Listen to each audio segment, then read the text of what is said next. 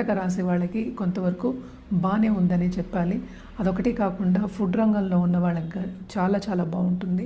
And also మనం ఎప్పటికైనా చెప్పవలసింది ఏంటంటే ఫుడ్ ప్రొడక్షన్లో ఉన్నవాళ్ళు, అలాగే ఏంటంటే ఇప్పుడు సూపర్ మార్కెట్లో పెట్టడం కానీ లేకపోతే ఇంకా బిజినెస్ విస్తరించే ఛాన్సెస్ మనకి ఎక్కువ కనిపిస్తున్నాయి అన్నమాట.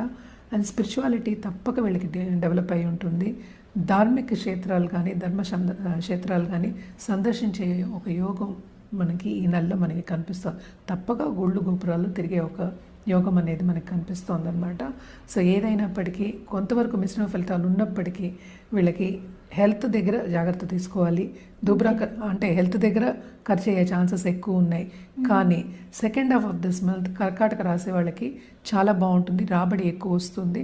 అలాగే ముందుకెళ్ళేది వాళ్ళ కెరియర్ పాత్లో కానీ వాళ్ళు చేసే పనిలో కానీ ముందుకెళ్ళే ఛాన్సెస్ మనకి ఎక్కువ కనిపిస్తున్నాయి. ఒకటి కాకుండా లైఫ్ పార్ట్నర్తో సన్నిహితంగా ఉండడం కానీ అలాగే బిజినెస్ పార్ట్నర్